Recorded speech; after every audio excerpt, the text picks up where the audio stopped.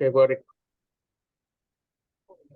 Selamat pagi, siang maupun malam kepada Pak Ardian maupun Pak Andi. Di sini kami dari kelompok 2 Pertamina yang beranggotakan Akbar Ramdhani, saya sendiri, Asbila Salim, Ataya Kanza Kamilia, Bernadette Atalia Cleo, Rakael Cahya, dan juga Yonatan Rakaubililiwan. Di sini kami akan membahas lebih lanjut mengenai desain perancangan kapal CNG. Selanjutnya,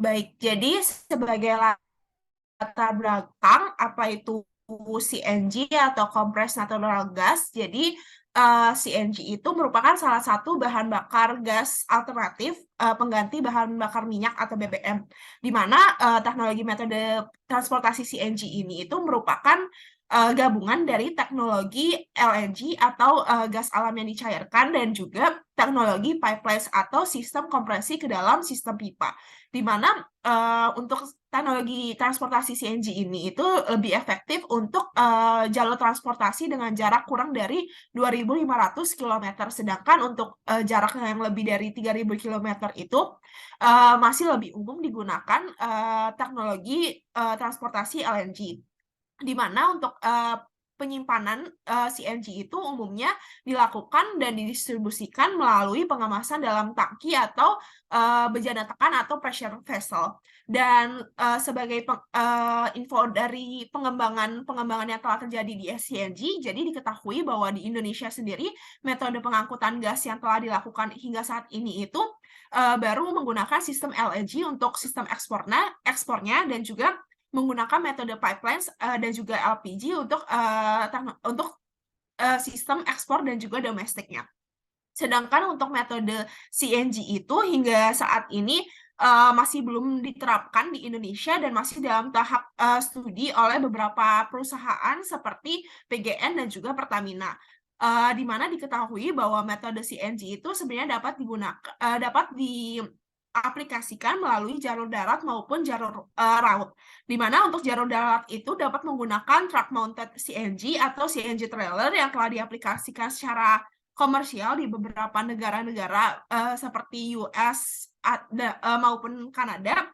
Sedangkan untuk jalur laut itu menggunakan kapal dengan desain khusus itu masih belum diaplikasikan secara komersial karena adanya beberapa resiko akibat teknologinya yang masih baru dan belum adanya penelitian yang cukup komprehensif untuk dapat diterapkan secara komersial. Selanjutnya, jadi di sini tujuan presentasi kami kali ini adalah untuk membahas lebih lanjut mengenai pengembangan desain perancangan kapal pengangkut CNG yang dapat lebih efisien dan murah untuk dapat diaplikasikan, di mana di mana diketahui bahwa teknologi-teknologi yang berkembang itu ada beberapa, seperti salah satunya itu adalah CNG Kosol yang dapat mengganti kapal yang digunakan, desain kapal yang digunakan dalam pengangkutan yang awalnya umumnya adalah berupa tanker menjadi barge, dan ada beberapa inovasi-inovasi pengembangan desain untuk pengangkutan CNG itu yang selanjutnya akan dibahas dalam presentasi ini. Di mana diketahui bahwa di Indonesia sendiri itu CNG melalui jalur laut atau marine transportation-nya itu masih belum terlalu berkembang karena memang masih ada kendala akan teknologinya yang masih baru, sehingga studinya masih belum terlalu komprehensif, dan juga perlu adanya penyesuaian kembali kepada karakteristik perairan di Indonesia, yang diketahui bahwa karakteristik perairan di Indonesia itu adalah berupa perairan dangkal atau shallow water, di mana padahal sebenarnya teknologi metode transportasi CNG melalui jalur laut ini sangat dapat menguntungkan kita Indonesia jika memang dapat diterapkan, karena diperkirakan Indonesia itu dapat menghemat subsidi BBM sekitar sebesar 452 miliar rupiah per tahunnya dengan menerapkan teknologi CNG ini. Selanjutnya, Selanjutnya saya akan menjelaskan sedikit mengenai teknologi dari CNG dan proses dari CNG. CNG atau compressed natural gas adalah gas bumi yang dimanfaatkan pada tekanan tinggi sekitar 200 bar pada suhu atmosfer, sehingga volumenya ini bisa menjadi sekitar 1/250 dari volume gas bumi pada keadaan standarnya. Dan Komponen utama ini adalah berupa metana dan etana. Dan umumnya CNG ini simpan dan didistribusikan dalam bejana tekan yang biasanya berbentuk silinder. Dan sifat dari CNG sendiri ini yaitu tidak berbau, tidak berwarna, tidak berasa, tidak korosif, dan tidak beracun. Dan saat dibakar ini, CNG ini melepaskan polutan yang rendah daripada bensin atau minyak. Dan CNG ini akan menghasilkan emisi CO2 yang lebih rendah dibandingkan bensin atau minyak dan memiliki bobot yang lebih ringan daripada udara. Sehingga jika ada kebocoran pada gas, maka akan cepat menguap ke atas, sehingga CNG ini lebih aman. Dan proses CNG ini terbagi menjadi dua, yaitu mother and daughter station. Di mana yang pertama, gas alam dari jaringan pipa yang bertekanan 1-20 bar ini akan masuk ke dalam scrubber dan dryer untuk mengurangi kandungan air di dalam gas alamnya.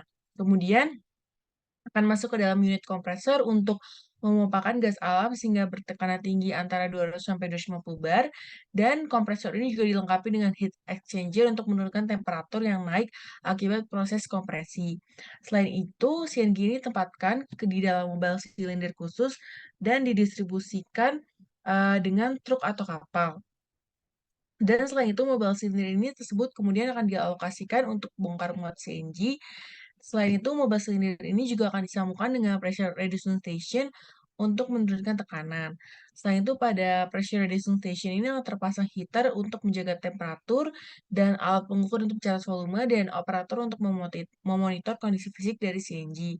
Setelah itu, gas alam yang bertekanannya sesuai dengan yang diinginkan yang keluar dari pressure reducing station, maka gas alam ini baru bisa digunakan.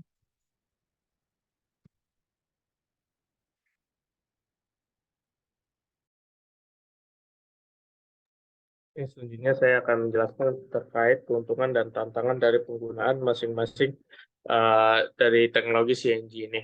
Yang pertama adalah keuntungan dari penggunaan CNG itu, yaitu adalah peluangnya sebagai sumber energi bersih yang sangat dicari. Dan kedua adalah tidak memerlukan kereta atau kapal likuifaksi onshore, tidak seperti LNG, karena kondisi operasi CNG ini lebih mendekati temperatur normal dibandingkan LNG.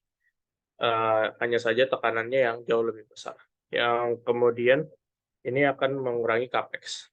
Dan selanjutnya yaitu adalah faktor penyimpanan energi yang jauh lebih tinggi daripada LNG yang didapat dari jurnal yang dirujuk. Kemudian adalah temperatur operasi yang jauh lebih murah daripada LNG.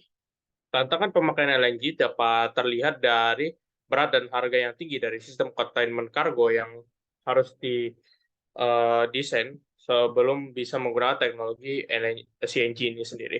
Yang dimana tekanannya sangat besar, yaitu 248 bar, dengan resiko terjadinya adanya yang namanya steel fatigue akibat tingginya tekanan. Apabila ini dibiarkan, dapat menyebabkan bahaya karena tekanannya yang luar biasa tinggi dan kerusakan juga bagi containment.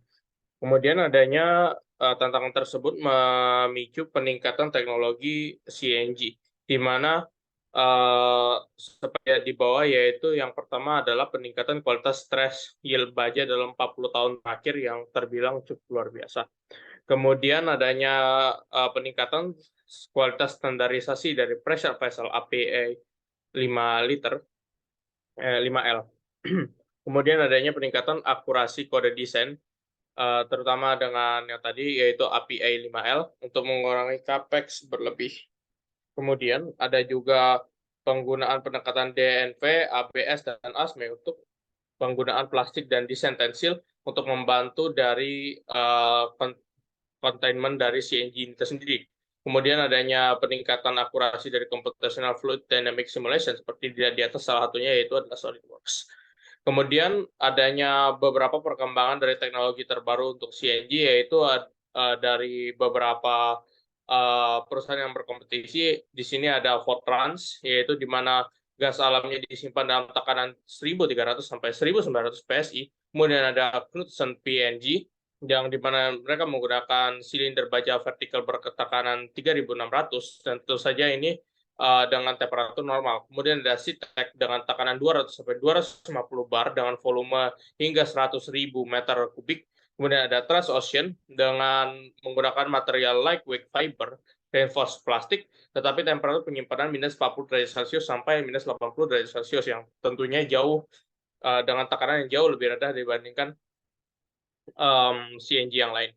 Kemudian adanya penggunaan dari perusahaan GTM yaitu menggunakan conventional high strength low alloy dibantu dengan GRP yang dapat menyimpan berat 40% lebih banyak daripada desain lain. Dan terakhir adalah coal cell di mana penyimpanannya memiliki temperatur 10 derajat Celcius dan tekanan 3600 PSI, tetapi adanya penggunaan material khusus sehingga yield strength-nya dapat meningkat menjadi 80 KSI. Boleh di next. Selanjutnya adalah spesifikasi yang dibutuhkan untuk kapal CNG. Yang pertama adalah ukuran kapal, di mana persyaratan mendasar untuk setiap desain kapal adalah berat dan perpindahan yang seimbang, dan volume kapal yang tersedia untuk menampung volume kargo dan semua ruang lain yang diperlukan untuk pengoperasian kapal. Di mana untuk kapal CNG sendiri, bergantung pada tekanan atau suhu di mana gas akan disimpan, beserta berat dan volume kapal yang diperlukan untuk mendukung volume penyimpanan sebagai pengaruh terbesar. Di sini ada beberapa pengaruh yang dihitung untuk berat kapal dan volume total, di mana berat kapal adalah berdasarkan CNG dan sistem penahanannya, lalu massa kapal kosong atau massa kapal yang sebenarnya, lalu ada massa bahan bakar, air tawar, minyak pelumas, awak kapal, dan lain-lain. Lalu untuk volume total kapal dihitung berdasarkan volume sistem penahanan, proporsi sistem kargo yang ditampung dalam lambung kapal, faktor kemungkinan volume yang tidak dapat digunakan akibat struktur internal, lalu panjang ujung depan dan belakang kapal, beserta ruang lambung ganda di area kargo dan tekanan di dalamnya. Di mana kapal CNG ini dianggap sebagai kapal tanker sehingga dibutuhkan lambung ganda. Lalu di sini juga dapat dilihat pada layar mengenai perbandingan beberapa data efisiensi berat dan volumetrik berdasarkan konsep teknologi yang sudah ada yang tadi disebutkan oleh teman saya, di mana sumbu ini adalah berat dari CNG dan containment-nya, dan sumbu Y-nya adalah volume dari containment sistemnya.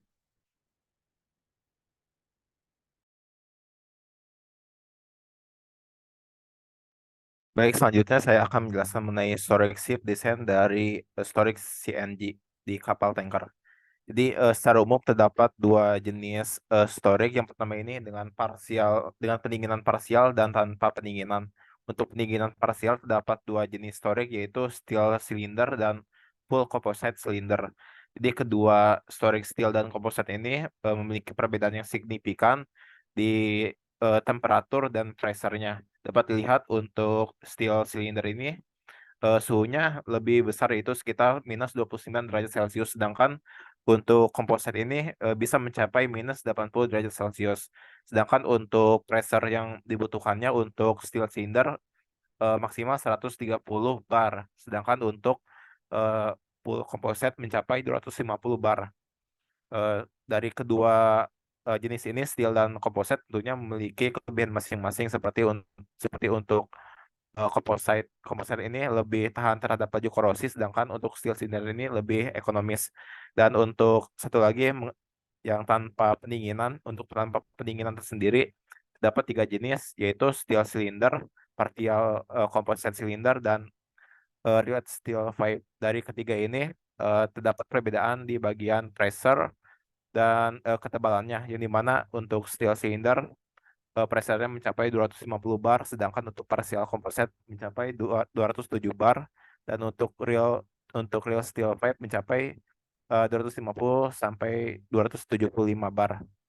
Selain itu juga untuk ketebalannya lebih tebal untuk composite cylinder mencapai 38 mm, sedangkan untuk steel mencapai 33,5, dan untuk berbentuk steel pipa mencapai 6,35. Selanjutnya terdapat korelasi antara pressure dan temperatur terhadap kapasitas storage. Misalnya untuk pressure-nya 3000 PSIG dan suhunya 20 derajat, dan untuk kapasitas 300 mm SCF dibutuhkan 28.000 meter kubik untuk storage tank-nya, di mana ini harus diperhatikan karena setiap kapal tanker membutuhkan kondisi yang optimal untuk transportasi CNG. Selain itu juga dapat dilihat dari grafik terdapat beberapa korelasi antara ship size versus dengan storage MMSCF, yang dimana yang memiliki nilai paling besar yaitu untuk Hudson mencapai 1.200 mm SCF, dan untuk luasnya itu, luas kapal tankernya itu bisa mencapai 500.000 meter kubik. Dari korelasi ini dapat dilihat bahwa semakin besar kapasitasnya, maka kapal tankernya itu akan semakin besar. Boleh di next. Selanjutnya adalah proporsi lambung kapal, di mana di sini terdapat beberapa nilai dari rasio-rasio antara length dan breadth, panjang dan luas, yang ditentukan oleh persyaratan kecepatan dan stabilitas dengan rasio 5,2 hingga 6,6, lalu ada rasio panjang dan kedalaman yang ditentukan oleh persyaratan kekuatan dan stabilitas dengan rasio 9 sampai 11, lalu ada rasio beam dan depth dengan nilai 1,65 hingga 2,15, draut per beam dengan rasio rata 0,256, draut per depth dengan rasio rata-rata 0,44, dan rasio antara LOA dan LBP pada kapal CNG, di mana LOA ini adalah length overall, yaitu jarak membujur kapal dari titik terdepan hingga titik terbelakang, dan LBP yaitu length between perpendicular, panjang kapal yang dihitung dari garis tegak depan sampai garis tegak belakang, di mana rasionya adalah sekitar 1,05. Lalu di sini ada tabel perbandingan desain kapal CNG dengan teknologi yang sudah disebutkan sebelumnya, di mana angka-angka di sini dapat dilihat itu berkisar antara nilai-nilai yang terdapat di bagian kiri.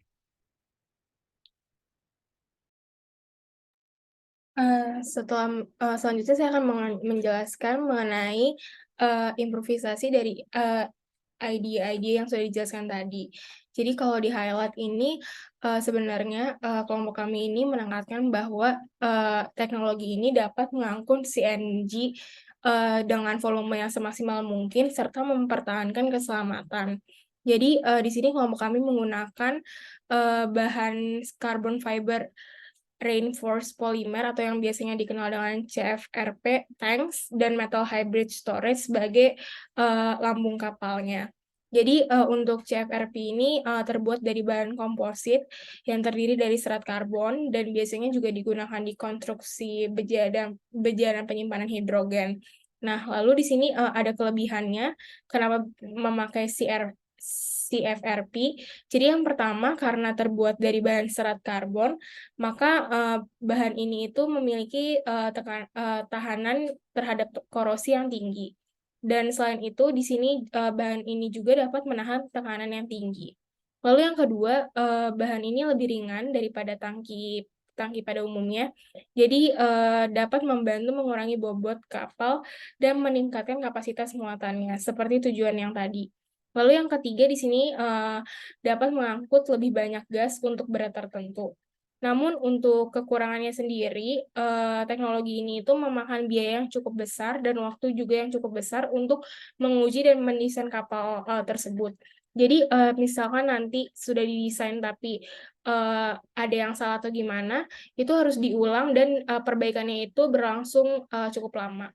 Lalu untuk metal hybrid storage ini merupakan reaksi kimia antara hidrogen dan paduan gas untuk menyimpan logam, seperti itu. Lalu di sini kelebihannya adalah memiliki kapasitas penyimpanan yang lebih tinggi. Lalu di sini juga dapat beroperasi pada tekanan rendah maupun tinggi yang dapat mengurangi bobot sistem penyimpanan dan ini merupakan kelebihan yang bisa disupport dari CFRP juga. Lalu yang ketiga, potensi untuk penyimpanan dan pelepasan gasnya itu lebih cepat. Jadi nanti kalau waktu lagi sedang distribusi transportasi bisa lebih cepat. Lalu di sini di tengah sini ada gambarnya dari lapisan-lapisan CFRP dan metal hybrid storage yang akan didesain. Next. Lalu di sini ada dimensi tangkinya nanti setelah didesain, dan di sini ada final desainnya. Jadi CFRP-nya itu yang melapisi bagian luarnya. Jadi untuk teknologi ini karena masih dalam penelitian, oleh sebab itu di sini yang menjadi consider untuk diteliti lebih lanjut adalah bagaimana supaya kapal ini tetap dirancang dengan baik dan dapat mencegah adanya kebocoran. Lalu yang kedua adanya gaya tumbukan, dan yang ketiga adanya degradasi akibat paparan air laut, radiasi UV, dan faktor lingkungan. Lalu juga pada CFRP ini juga perlu ditingkatkan lagi tahanan terhadap tekanan tinggi. seperti itu. Dan untuk keamanan metal hybrid storage-nya ini perlu dirancang karena untuk mencegah adanya ledakan dan kebakaran yang terjadi, serta diperlukannya juga tingkatan tahanan terhadap tekanan tinggi dan suhu atau temperatur tinggi saat bongkar muat CNG-nya nanti. Lalu di sini ada comparison dari parameter bejana inovasi ini dan bejana yang sudah ada. Bisa dilihat bahwa di sini hasil yang dihasilkan ini cukup perbedaan yang jauh. Bisa dilihat dari fiber angle-nya terpantau jauh dari storage tank yang diinovasikan ini menggunakan CFRP. Serta juga maksimum pre-simple stress-nya juga dihasilkan yang lebih didapatkan yang lebih rendah dibandingkan bejana yang pada umumnya sudah digunakan. Next. Berikut referensi kelompok yang kami referensi sumber yang kami gunakan. Sekian dari kelompok kami, kurang lebihnya mohon maaf. Wassalamualaikum warahmatullahi wabarakatuh.